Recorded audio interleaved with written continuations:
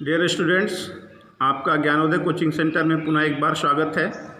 मैंने class 12th की poetry पढ़ाई थी इसके पहले, ऑन हिज ब्लाइंडनेस। आज मैं आपका 4th लेसन स्टार्ट कर रहा हूँ, कंट्री चर्चयार्ड, जिसके लेखक है थॉमस ग्रे। डियर स्टूडेंट्स, ये जो राइटर है वह एक सुनसान स्थान में या मैदान में बैठा हुआ है और जो गरीब हैं, जो जिनका तिरस्कार किया जाता है समाज में, उन्हीं के बारे में सोचता है और उन्हीं के चीज़ों को यहाँ उसने बतलाया है और समझाया है। इसको ध्यान दीजिएगा।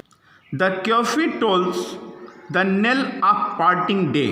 कैफी यानी गिरजाघर, चर्च, टोल्स यानी बजना, नेल यानी घंटी की ध्वनि, पार्टिंग डे यानी दिन समाप्त होना। कहता है कि लेखक जो है वह एक सुनसान स्थान मैदान में बैठा हुआ है और वहीं देखता है कि चर्च की घंटियों की उसे आवाज़ सुनाई पड़ती है, जिससे यह प्रतीत होता है कि दिन समाप्त होने वाला है और रात आने वाली है। फिर से एक बार देख लीजिएगा। Curfew tolls the knell of parting day. Curfew यानी चर्च या गिरजाघर, टोल यानी बजना, नेल मानता घंटी की आवाज़, पार्टिंग डे यानी दिन समाप्त होना। कहता है कि मैं मैदान में बैठा हुआ हूँ और मुझे चर्च की घंटियों की आवाज़ सुनाई पड़ रही है। इससे यह प्रतीत होता है कि दिन समाप्त होने वाला है और रात आने वाली है। The lowing herd wind slowly over the lea. Lowing यानी रंभाना, हर्ड माना होता झुंड या समूह, विंड यानी धीरे धीरे, विंड स्लोली यानी धीरे धीरे, ली यानी होम। कहता जो जानवरों का झुंड है जो दिन भर खेतों में चरा है, वह धीरे धीरे अपने घर की तरफ क्या कर दिया है, चल दिया है। The Plowman homeward plots is very way.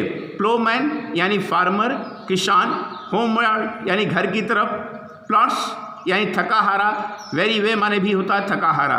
किसान जो दिन भर खेतों में कार्य किया है वह भी थकाहारा अपने घर की तरफ क्या कर दिया है, चल दिया है। And leaves the words to darkness and to me. Leave यानी छोड़ना, वर्ड यानी संसार, डार्कनेस माने होता है अंधेरा, मी माने मुझे। और कहता है कि ये सारे लोग मुझे इस अंधकार में और विश्व संसार में अकेला छोड़ जाते हैं। Beneath those rugged elm that it is sad where heaps the turf in many a mouldering हिप्स।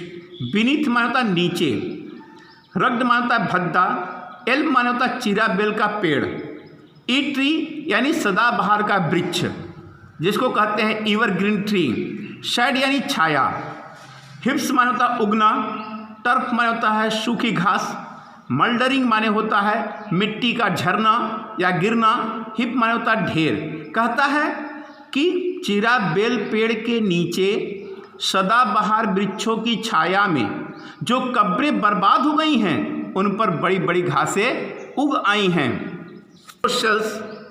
For ever laid the rude forefathers of the hamlet sleep. Each यानी प्रत्येक, नैरो माने होता शकरा, शल माने होता है कोठरी, लेड यानी दफनाना, फॉर फेदर्स माने पूर्वज, हामलेट गांव का नाम है, स्लीप माने सोना। कहता है कि इन छोटे या तंग कोठरियों में गांव के पूर्वजों को सदा के लिए क्या कर दिया गया है, दफना दिया गया है। The breezy shells of incense breathing morning, the swallow twittering from the strawberry shed, the cocks shall Sharon are echoing horn, nor more shall rouse them from their lowly bed। Breezy माने होता सुबह की ठंडी हवा, incense माने होता सुगंध, breathe माने होता सांस लेना, मार्न माने होता सुबह। कहता सुबह की ताज़ी सुगंधित हवा यानी the pleasant scene of the morning. The swallow twittering, swallow एक प्रकार की चिड़िया है, ट्विटर माने होता चहचहाना, स्ट्राबिल्ड यानी तिनके से बने हुए घोंसले। कहता है घोंसलों में बैठे चिड़ियों की चहचहाने की आवाज़।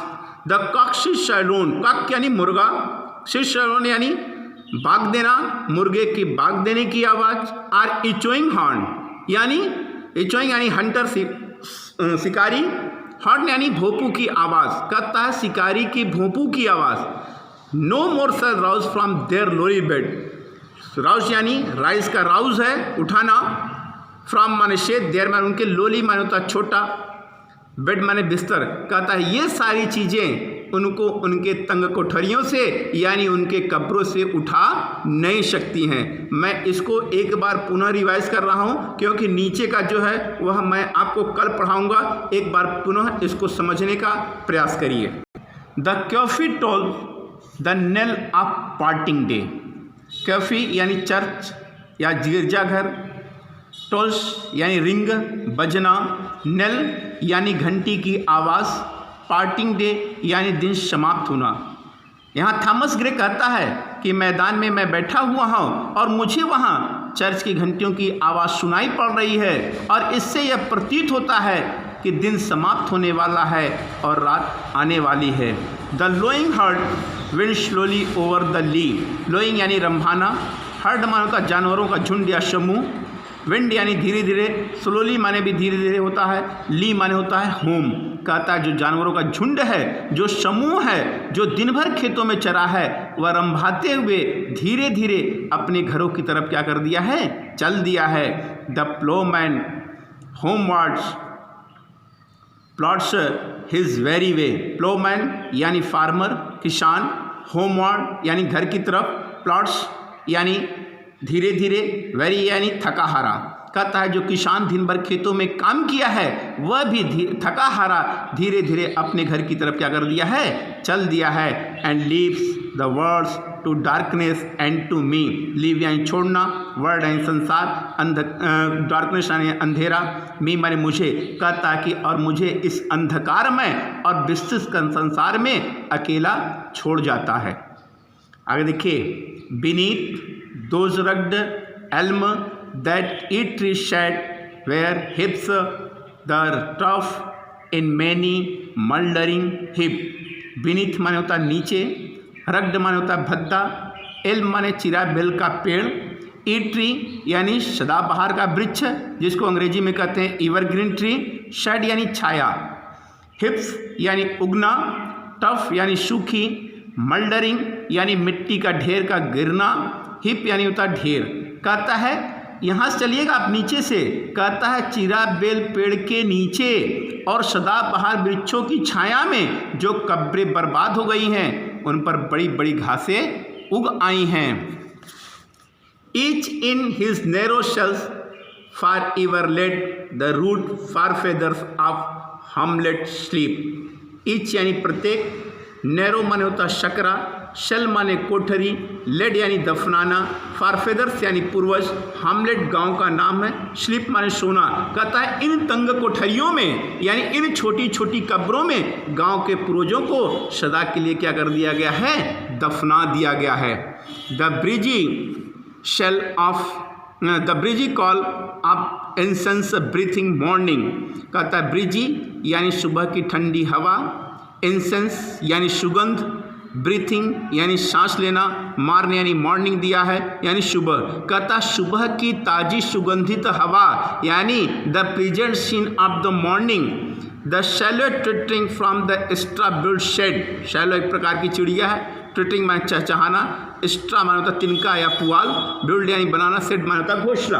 कहता है घोंसलों में बैठे चिड़ियों की चहचहाने की आवाज़, द कॉक्स शैलोन, कॉक्स यानी मुर्गा, शैलोन यानी बाग देना, मुर्गे के बाग देने की आवाज़, आर इचोइंग हॉर्न यानी शिकारी की भोंपों की आवाज़, no more shall rouse from their lowly bed, lowly यानी छोटा, बेड यानी बिस्तर, राइस का राउज दिया है, राउज यानी उड़ना। कहता है ये सारी चीज़ें उन जो गांव के पूर्वज है जिनको कब्रों में दफना दिया गया है उनको उनके तंग कोठरियों से या उनकी छोटी कब्रों से उठा नहीं सकती हैं। तो डियर स्टूडेंट्स, इसको आप बार बार पढ़िएगा, समझिएगा, नहीं आएगा समझ में तो मैं इसको दोबारा पढ़ाऊँगा। आप इसको हमारे इस चैनल को लाइक करिएगा, कमेंट करिएगा, सब्सक्राइब करिएगा और बेल आइकन को दबाइए जिससे कि हमारा यह वीडियो आपके सामने सबसे पहले आ जाए। थैंक यू, धन्यवाद।